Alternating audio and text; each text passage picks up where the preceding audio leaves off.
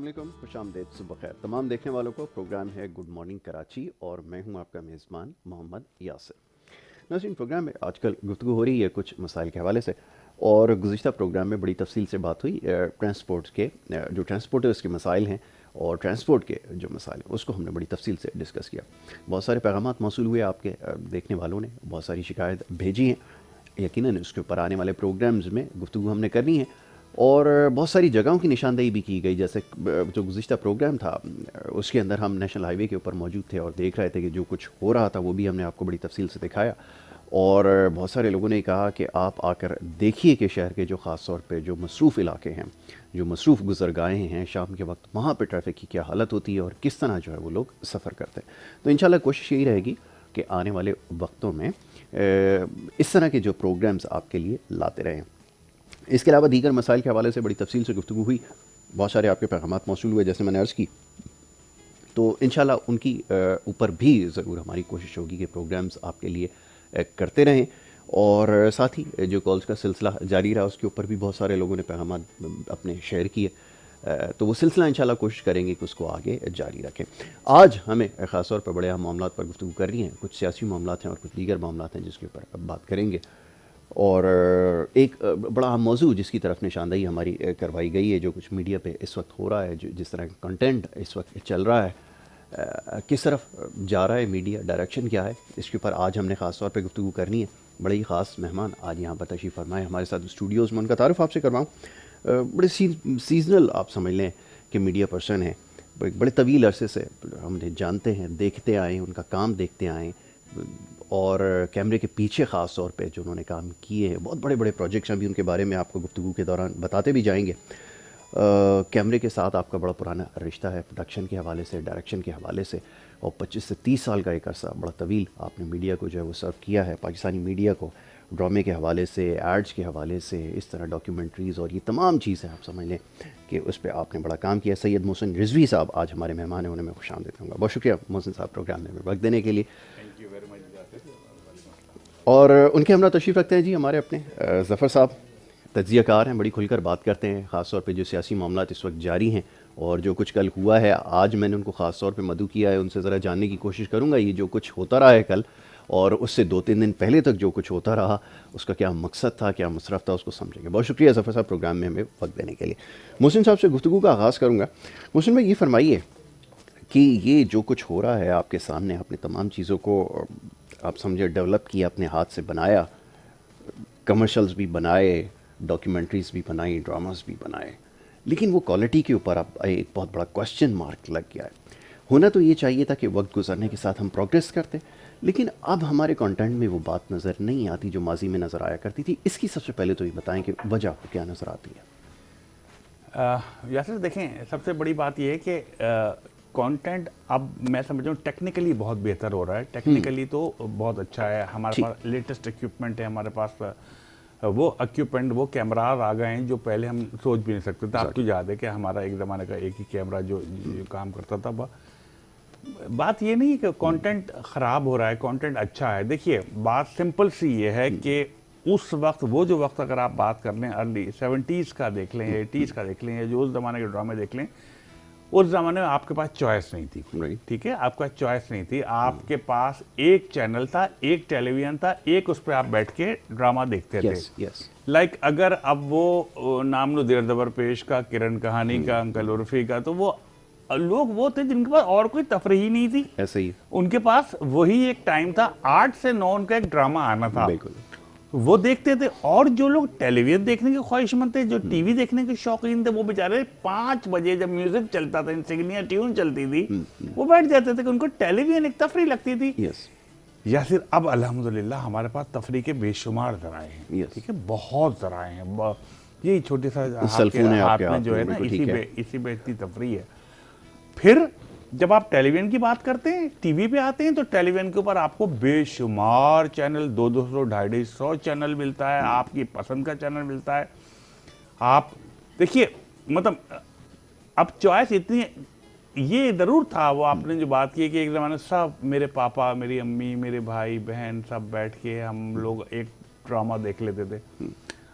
अब मेरा छोटा सा घर में मेरे बच्चों की शादी, हम 3 लोग रह गए हैं और हमारे घर में 3 टीवी हैं।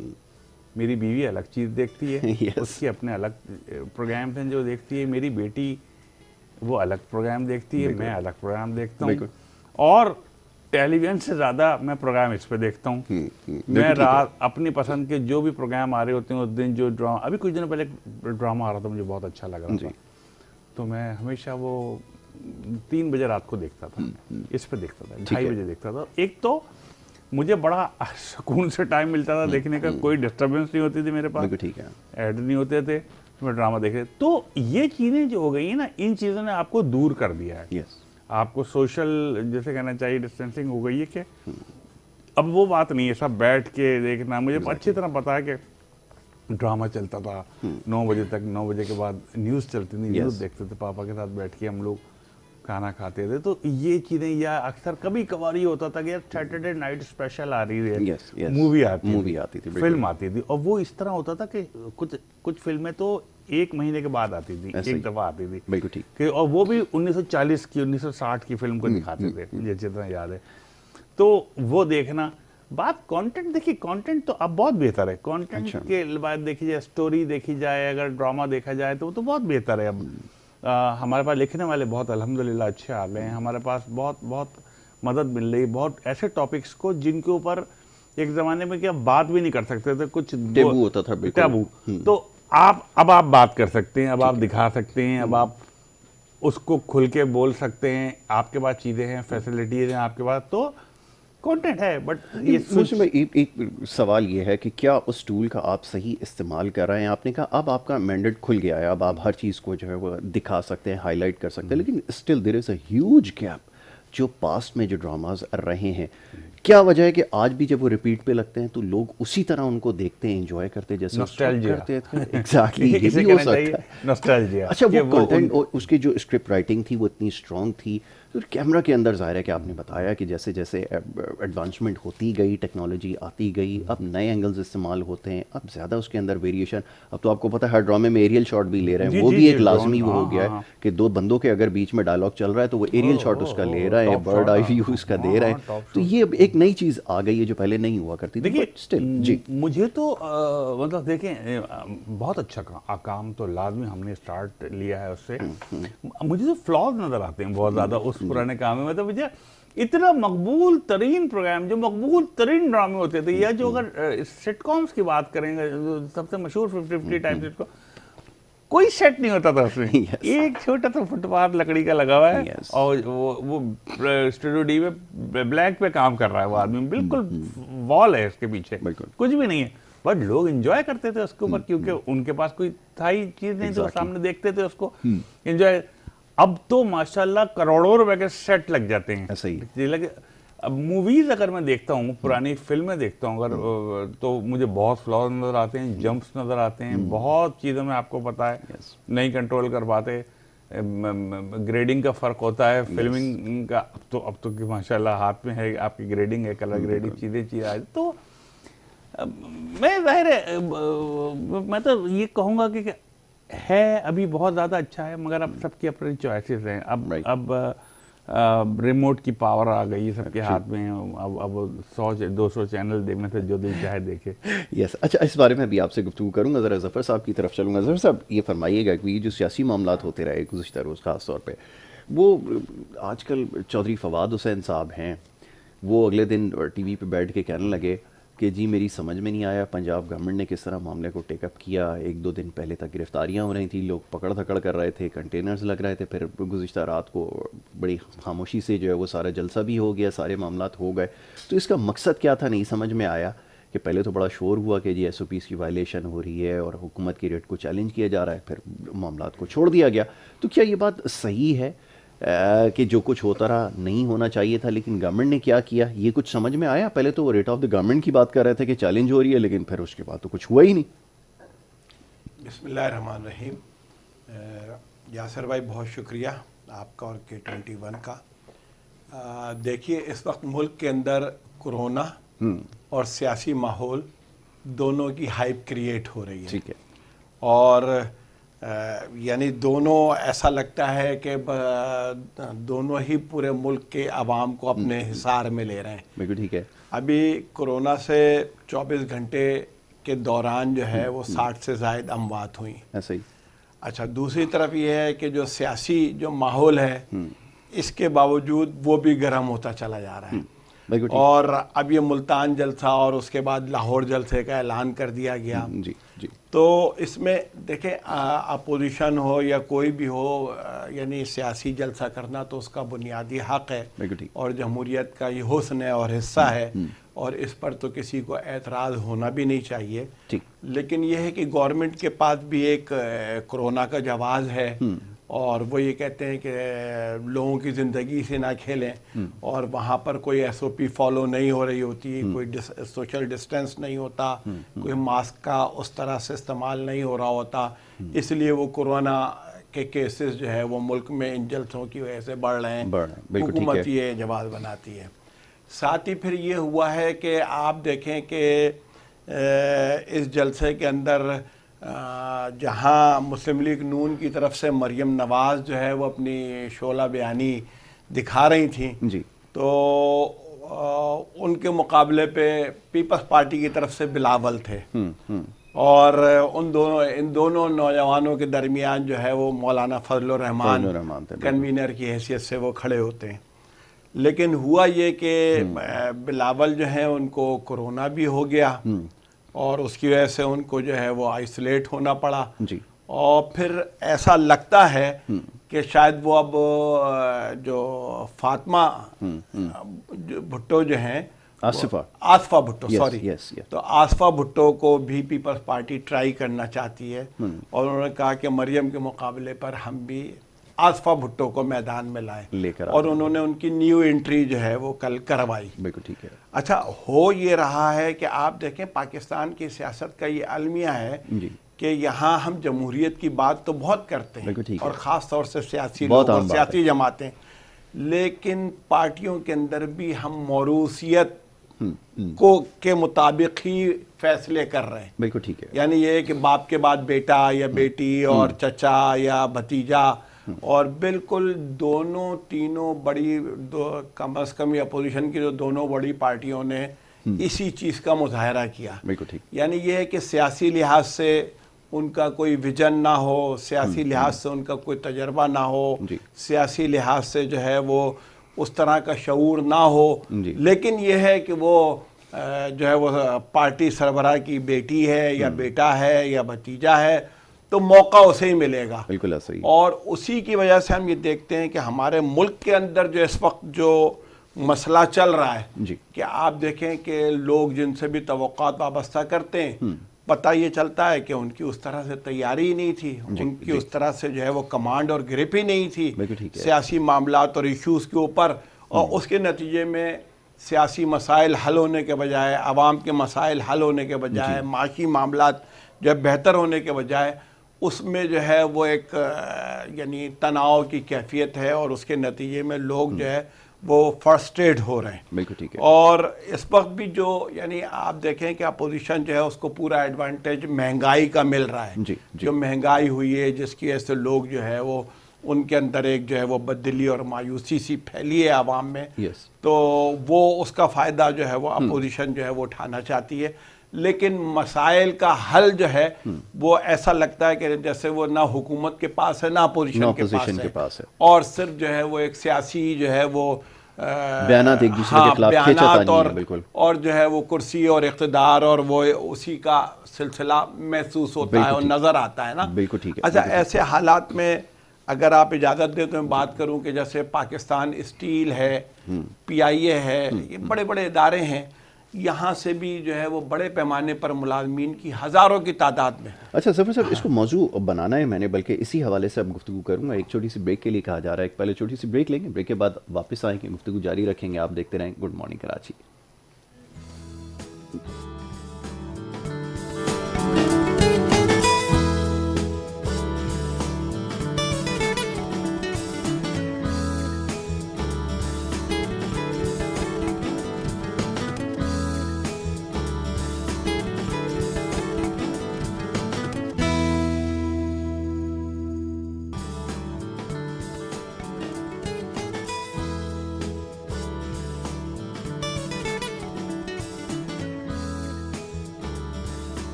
Welcome back once again. आप देख रहे हैं programme good morning Karachi. Break पे जाने से पहले जी गुफ्तगू हो रही थी कुछ मुख्तलिफ मामलात पर, सियासी मामलात पर भी बात कर रहे थे और ख़ास तौर पे इस वक्त मीडिया इंडस्ट्री के हवाले से भी हम बात कर रहे थे, कंटेंट के हवाले से बात कर रहे थे, क्योंकि बड़ी अहम शख्सियत आज हमारे साथ यहाँ पे तशरीफ़ फरमाए, उनसे हम गुफ्तगू कर रहे थे कुछ मीडिया के हवाले से।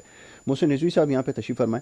मुझसे ये फरमाइए कि जब आपने करियर का स्टार्ट किया, माशाल्लाह काफ़ी यंग उस वक्त होंगे, गुड लुकिंग तो माशाल्लाह अभी भी हैं, तो उस वक्त तो बहुत ज़्यादा हैंडसम, और उस वक्त तो लोग कहते होंगे फिल्मों में ट्राई करना चाहिए, कैमरे के पीछे चले गए, ये कैसा इत्तेफाक हुआ, ये ज़रा बताइए। लोग कहते हैं कि यार इतना गुड लुकिंग आदमी, इसको कैमरे के सामने होना चाहिए, इसने पीछे जाने का क्यों ऑप्शन चूज़ किया, ये बताएं। यार कैमरा ना हमेशा फैसिनेट करता था, कैमरा हमेशा हमेशा फैसिनेट करता था मुझे बहुत शुरू से। जब मैं बच्चा था, बिल्कुल स्कूल लाइफ में था, तो कैमरा उठा लिया था, स्टिल कैमरा था, स्टिल कैमरे से काम करना शुरू करता था। देन फिर वीडियो कैमरा आ गया। जिस वक्त मैंने वीडियो कैमरे से प्रोफेशनल काम करना शुरू किया कराची में, वीडियोस बनाने शुरू की, उस वक्त लाइक 83 का दौर था। उस वक्त पाकिस्तान कराची में काम करने वाले सिर्फ 3 लोग थे, सिर्फ 3 लोग ये काम कर रहे थे, फिल्मिंग कर रहे थे, और तीसरे हम थे। मतलब 1 2 3 ये पूरा कराची का ये हाल था तब तो। और लकीली अल्हम्दुलिल्लाह जिस वक्त मैं इंडस्ट्री में कमर्शियल्स बनाने आया, इस वक्त पाकिस्तान की इंडस्ट्री में कमर्शियल बना रहा, उस वक्त पाकिस्तान में टेलीविजन कमर्शियल बनाने वाले सिर्फ 6 लोग थे, टोटल 6 लोग थे। हम लोग काम कर रहे थे, तो मौका मिलता था, काम करने का मौका मिलता था। क्या जो सोचते थे वो हम करते थे, एक नए नए ख्यालात आते थे, कोई कंपटीशन, हैवी कंपटीशन नहीं था। कराची के जो लोग थे, अगर मैं नाम लूँ, नवीद उमर थानवी, असद वकास, एक मैं आसिम रजा, साकिब मलिक, तो हम लोग आपस में सब दोस्त थे, मिलके काम कर लेते थे। तो एक कंपटीशन, वो वाला कंपटीशन नहीं था कि इस वक्त हमें दुनिया से, इस वक्त तो हमें पूरी दुनिया से मुकाबला करना है ना, कि अमेरिका में क्या कौन चल रहा है, इंग्लैंड में क्या चल रहा है, हर चीज़ का मुकाबला करना है। हर चीज़ें अलहदा हो गई, इक्विपमेंट अलहदा हो गई, फैसिलिटीज अलहदा, उन सब से उस वक्त ऐसा नहीं था। तो हाँ, मैं सबसे अल्हम्दुलिल्लाह अल्लाह ताला ने जो मुझे एक प्लेटफॉर्म दिया ना, वो बड़ा अच्छा था। इंटरफ्लो कम्युनिकेशन, ताहिर खान, वो एक मुझे प्लेटफॉर्म मिला, वहाँ से मैं इन हुआ। और लकीली जब मैं इन हुआ, टेलीविजन कमर्शियल इंडस्ट्री में इन हुआ, कमर्शियल बनाने, तो वहीं से उनका चैनल का आगाज हो गया। सेकंड चैनल पाकिस्तान का, जो PTV के बाद, तो एक बड़ी हाइप क्रिएट हुई कि आपको ऑप्शन मिला, लोगों के पास एक चीज़ आई। तो वहाँ से फिर ड्रामा का एक एक्सपीरियंस मिला, तो कमर्शियल के साथ साथ ड्रामा था, फिर बाहर की शूट्स, देन फिर ये प्रोग्राम बनाना, टॉक शोज करना।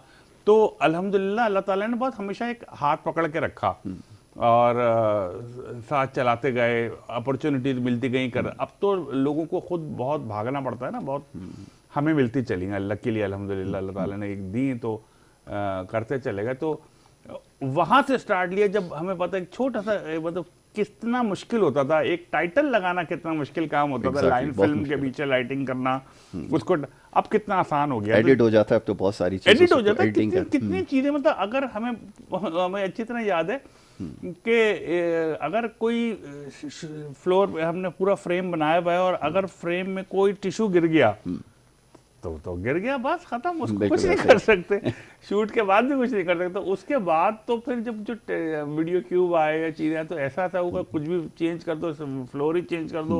अब तो हम ऐसी चीज़ें पीछे लगा देते हैं इधर, हम बल्कि अभी वो किसी ने मुझे कहा, एक बड़ी लोकेशन का नाम लिया कि यार ये उस लोकेशन पे शूट करना है। मैंने देखा भाई है क्या, उन्होंने लड़की बात कर रही है, वो दुनिया की उस जगह का नाम लिया, वहाँ खड़ी होकर बात कर रही है। हाँ, मैंने कहा हो जाएगा, ये नहीं करेंगे कुछ, नहीं वो उधर ही करना है, बैकग्राउंड में दिखाना है कि वो आना है, पेरिस आना है, और उसके मैंने कहा भाई 12 बाई 12 फुट का एक ग्रीन क्रोमा ले आओ, बैकड्रॉप चेंज करो, कुछ नहीं है यार, खुदा के वास्ते। वो आज चल रहा है टेलीविजन को दबा के, लोग सोचते हैं उफ कहाँ खड़ी है ये लड़की, कहीं नहीं खड़ी यार, इतने बड़े फ्लोर पे खड़ी है 12 बाई 12 का पीछे। तो ये कितनी चीजें ऐसी होती हैं, कितनी चीजें के जो आप सोचते हैं ये कैसे होगा, और वो हो जाता है, अब हो जाता है। पहले बहुत मुश्किल होता था आपको। Exactly. उस जमाने के सीखे हुए हैं हम लोग। बिल्कुल ठीक है। अल्हम्दुलिल्लाह। और बाकी जब ज़माने के कमर्शियल्स देखा करते थे और उस वक्त की जो जिंगल्स हुआ करती थी, बड़ी उसके ऊपर मेहनत होती थी। ओह या वो यही वजह है कि आज तक वो जिंगल्स भी दिमाग में हैं, आज भी उसी तरह गुनगुनाते हैं, वही आज सारी एनिमेशन याद आती है, वो कि उस वक्त बड़ा मुश्किल हुआ करता था। बिल्कुल सईद रिजवी साहब से एक दफ़ा इस बारे में बात हो रही थी, उनके फादर भी ग्रेट, वो बड़ा उनका काम था। यस, बापू। तो वो बड़ी बताया करते थे कि बड़ी मेहनत करते थे हम लोग, और इसके यासिर ऊपर साहब बड़ी ये रिसर्च हालात थी। थे। अब तो जो बिजनेस का हाल है उस वक्त सईद साहब जब सो के उठते थे सुबह अपने घर में 12 बजे, तो बाहर आते थे, तो बाहर मुख्तलिफ कंपनीज के ओनर्स, एजेंसीज के मालिकान बाहर बैठे होते थे कि सईद साहब उठेंगे तो हम इनसे मिलेंगे और हम इनको कहेंगे कि हमारा कमर्शियल बना दो, तो शायद ये मान जाएं। हमारी तो 8-10 लोगों से डील कर बात करते थे वो जी। और किसी एक को कहता अच्छा ठीक है मैं कर दूंगा। इस तरह का हालात है। और उस जमाने में कई कई दिन तक तो लिखा जाता था। अब तो 1 सेकंड लगता है लिखने में। 1 सेकंड लगता है लिखने में। लिखा जाता था, सोचा जाता था, रिहर्सल्स होती थी, ड्रामाज आपको याद है, मतलब कैसे कैसे रिहर्सल होती थी। कई कई दिन तक लोग आया करते थे, मैं देखता था कई कई दिन लोग आया करते थे, क्या बड़े बड़े नाम, और वो रिहर्सल्स किया करते थे। अब तो या तो चले ये समझ ले प्रैक्टिस हो गई है, या आर्टिस्ट इतना बड़ा है अब कि वो मेरा ख्याल है मेकअप कराते मैं अपना देखता है स्क्रिप्ट क्या है। और अच्छी बात ये हो गई है, ये अच्छी बात है, मैं समझता हूँ कि आर्टिस्ट की अच्छी बात ये हो गई है कि वो एक दफा सिर्फ वो देखता है क्या बात क्या हो रही है, याद नहीं करता फिर वो उसको। उसके बाद वो शुरू है, वो समझ गया कि ये है, ये लड़की आई है, ये लड़की इससे इस तरह मिलेगी और ये पहली दफा मिल रही है, ये इम्प्रेस खत्म।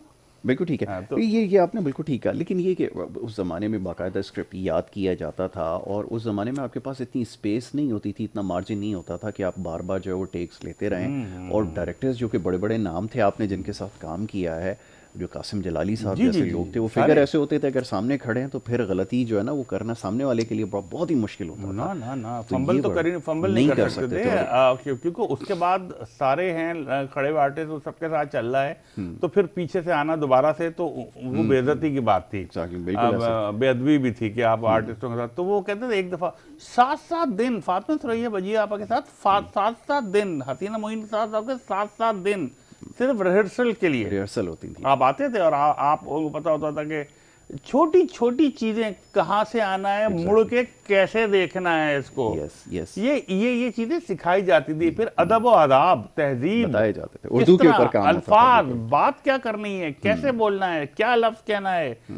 किसी के मुंह से एक दफा अबे निकल गया, ओहो ये गलत, अबे कैसे निकल रहा है। तो ये तहजीब, तमद्दुन, इन सब का ख्याल रखा। अब तो माशाल्लाह फिर ये कि छोटे और बड़े का फर्क सबसे इम्पोर्टेंट चीज़ है कि 1 साल भी अगर आपसे बड़ा है या 1 साल सीनियर है आपके काम में, तो उसकी इज्जत कितना, तो ये चीज़ें अब नहीं होती हैं। फिर जानना, फिर नाम, लोगों को पढ़ना। हमें याद है कि लोग इतना हमें शक्ल से नहीं जानते थे जितना नाम से जानते थे। अच्छा मोहसिन रिजवी, हिदायत तो पेशकश मोहसिन रिजवी। तो ये चीज़ें ज़्यादा अच्छी होती हैं अल्हम्दुलिल्लाह। बिल्कुल ठीक है। चले इसके ऊपर अभी गुफ्तगू करते हैं। ज़फ़र साहब की तरफ चलूँगा, ज़रा सियासी मामला पर भी बात हो जाए। ज़फ़र साहब, ये प्राइवेटाइजेशन का एक बड़ा मसला रहा माजी में, जब प्राइवेटाइजेशन हुई थी स्टील मिल की। मसले का हल तो चलें समझ में यही आता है क्योंकि गवर्नमेंट के पास इतनी कैपेसिटी नहीं है कि वो ये सारे मामला चला सके, कोई बिजनेस रन कर सके। अब सवाल ये पैदा होता है कि आपने इतने वादे कर लिए उनके साथ, वो लेबर जो बाहर बैठे हुए हैं उनसे जाकर इलेक्शन से पहले ये कह दिया कि जी किसी को फारिग नहीं करेंगे। अब नागुज़ीर हो गया। हमाद अज़हर दूसरे दिन आपको पता है टीवी पे बैठ के सफाइयाँ पेश कर रहे थे, पिछले ज़माने में जो लॉसेस हुए थे उसकी पूरी दास्तान सुना रहे थे। तो ये तो कोई नई बात नहीं है, लेकिन ये तो पहले तय करना चाहिए था, या तो लोगों से जो है वो गलत बयानी नहीं करनी चाहिए थी, जिस पे आपको सबसे ज़्यादा इस वक्त क्रिटिसाइज़ किया जाता है कि आप बार बार ऐसी वो काम कर रहे हैं जिस पर आप सख्त मुखालिफ थे और जिसकी बुनियाद पर आपको वोट मिला। तो ये क्या सिलसिला, ये ज़रा समझाएँ। देखिए, इसमें यासिर भाई सूरत हाल ये है कि मौजूदा गवर्नमेंट ने यानी ये किया है कि रिटायर्ड मुलाजमीन जो पाकिस्तान स्टील के थे और तकरीबन 7,500 की तादाद हो गई थी, जिसमें से तकरीबन 1,000 के करीब तो इस दुनिया से ही चले गए, अल्लाह को प्यारे हो गए। लेकिन उन मुलाजमीन के जो ड्यूज़ थे वो अरबों रुपए बनते थे। यस, वो मौजूदा बहरहाल हुकूमत ने सिंध हाई कोर्ट के फैसले के नतीजे में मौजूदा हुकूमत ने उन अरबों रुपए का अरेंजमेंट किया और उन मुलाजमीन को जो है वो पैसे अदा किए गए। ठीक है। ये एक बड़ा काम है, बहुत बड़ा काम है, वरना वो 5 साल का अरसा गुजर गया था मेजॉरिटी को कि जिन्हें ये पैसे नहीं मिल रहे थे, लेकिन इन्होंने उन रिटायर्ड मुलाजमीन को वो पैसे हाई कोर्ट के फैसले के नतीजे में वो दिए और हर फर्द को जो है वो 50 लाख 60 लाख 70 लाख रुपए मिले और उसके ख़ानदान में एक जो है वो बहरहाल एक रौनक और एक बहार आई। अच्छा, बिल्कुल हम ये कहते हैं मौजूदा हुकूमत से कि अब ये जो हाजिर जो मुलाजमीन है इसमें तो एक बहुत बड़ी तादाद नौजवानों की भी है, इनकी 10-12 साल की मुलाजमत है। आपने कहा था कि किसी को नहीं निकालेंगे, चलें आपने मजबूरी समझिए कि आपने यू टर्न ले लिया, लेकिन फिर यह है कि उनकी जो सर्विस आप ब्रेक कर रहे हैं, अब उनको कहाँ जॉब मिलेगी? वैसे ही जॉब नहीं है, वैसे ही कोरोना का माहौल है तो जो है वो जॉब सुकड़ रही हैं और जो है वो मुश्किल सूरत हाल है, ख़त्म हो रही हैं। तो अब उन लोगों को जब आप फारिग कर रहे हैं तो उनको कोई उसका कोई एक्स्ट्रा बेनिफिट तो ऐसा दें कि जिसके नतीजे में वो माशरे के अंदर अपने ख़ानदान और अपने घर को चला सकें, उसका किचन चला सकें। तो उसके लिए जब आपने रिटायर्ड मुलाजमीन के साथ किया है, अच्छा इक़दाम किया, अच्छा इक़दाम किया कि जो साबका जो है वो गवर्नमेंट्स ने नहीं किया, आपने किया, ठीक है, फैसले के नतीजे में किया, लेकिन किया, उस पर आपने तो लाल से काम नहीं लिया। अब हाजिर सर्विस मुलाजमीन जो है इनके मामले पर भी आपको हमदर्दाना गौर करना चाहिए और इनको कोई एक्स्ट्रा बेनिफिट, कोई इस तरह का रिलीफ वो दें। आप तो यहाँ पर वो होशियारियाँ कर रहे हैं कि किसी तरीके से इनके जो अपने वाजिबात हैं जी उनको भी कट करके और उनमें भी तखफीफ करके और इनको जो है बस वो 1 मंथ नोटिस पे के ऊपर निकाल दिया जाए, तो वो तो फिर उनको रोड पर लाने वाली बात है। तो बस हम ये बात कहते हैं, एक बात कि उनका मसला जो है वो हल किया जाना चाहिए ना, और उनको कोई आप कहते हैं सेकेंड, आप ही ने कहा है कि सेकेंड दिए, सेकेंड नहीं दी, आप तो उनके ड्यूज भी नहीं दे रहे पूरे, तो आप उनके लिए वाकईतन कोई पॉलिसी लाइए, कोई सेकेंड लाइए, कोई इस तरह की स्कीम लाइए, कोई इस तरह का फार्मूला लाइए। चीफ जस्टिस ऑफ पाकिस्तान ने भी ये कहा है कि आप अगर इन्हें जो है वो फारिग करने का इरादा रखते हैं तो फिर यही मारूफ चीज़ है कि अगर कहीं जो है वो निजकारी हो भी रही हो तो या तो उनकी सर्विस को सिक्योर किया जाता है कि सब 2 साल तक किसी को नहीं निकाला जाएगा,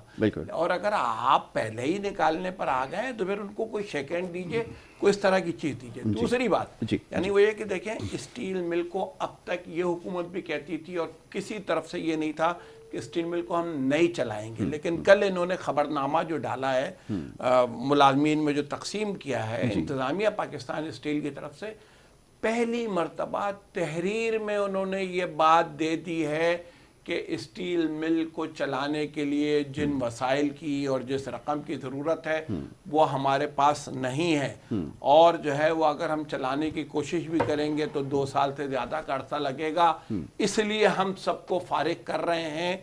यानी इसका मतलब ये हुआ कि आप स्टील मिल को वाइंड अप कर रहे हैं। पाकिस्तान जो एक एटमी क़ुव्वत है, जो एक एटमी रियासत है, उसको आप जो एक स्टील मिल लगाई गई थी, जो आप मेटलर्जी के अंदर आपने एक मुकाम हासिल किया था, एटमी टेक्नोलॉजी के बाद इसकी अहमियत थी, आज आपने उससे सरेंडर कर दिया है, हाथ खड़े कर दिए हैं, और ये हम समझते हैं कि IMF और वर्ल्ड बैंक के दबाव पे आप कर रहे हैं। अच्छा, अब उस स्टील मिल को, उसकी मशीनरी को कहाँ ले जाएंगे? चले आप उसमें बहुत सारे लोकल भी, रशिया भी, चाइना भी सब तैयार हैं कि इसको हम जो है इसकी मेंटेनेंस कर देते हैं, रिवैम्प कर देते हैं, इसको दोबारा से रन करा देते हैं, ऑपरेशन में ले आते हैं। तो आप उस पर अमल कीजिए, ना कि आप उसको वाइंड अप करने जा रहे हैं IMF के दबाव पर। ये भी एक किसी अलमिये से कम नहीं होगा, और हम ये समझते हैं कि इसके ऊपर जो है वो मुल्क के जो है वो जो भी जिम्मेदारान हैं उनको नोटिस लेना चाहिए और इस हवाले से कोई जो है वो फैसला करना चाहिए। ठीक है जी, ठीक है, बहुत शुक्रिया ज़फ़र साहब, आपने प्रोग्राम में हमें वक्त दिया। आज महदूद वक्त में गुफ्तगू हुई, कुछ मामला प्राइवेटाइजेशन के हवाले से ज़ेर बहस आए, इसके अलावा जो सियासी मामला हैं इसके ऊपर हमने गुफ्तगू की। वक्त क्योंकि आज हमारे पास थोड़ा सा कम था, लेकिन कोशिश ये की कि इन तमाम मामला को डिस्कस करें। सैयद मोहसिन रिजवी साहब आज हमारे साथ यहाँ पर मौजूद थे और गुफ्तगू में कुछ तशनगी सी रह गई, बल्कि बहुत सारी ऐसी चीज़ें थी आपके काम के हवाले से जो इंशाल्लाह तो जहमत देते रहेंगे और इनसे और बड़ी तफसील से इनसे जो है वो जानने की कोशिश करेंगे। ख़ास तौर पे जो ड्रामे के हवाले से आपने जो काम किया है वो बहुत, आप समझ लें कि याद रखा जाता है। और तो मोहसिन भाई, thank you so very much, बहुत शुक्रिया आपका कि आपने हमें वक्त दिया, हमारे साथ प्रोग्राम में शरीक हुए। एक ब्रेक के लिए कहा जा रहा है, छोटी सी ब्रेक लेनी है। ब्रेक के बाद जब वापस आएंगे तो हमारे दूसरे मेहमानों का पैनल हमारे साथ मौजूद होगा, कुछ और मामला हैं जिसके ऊपर गुफ्तगू होगी। ब्रेक ले रहे हैं, आप देखते रहें गुड मॉर्निंग कराची।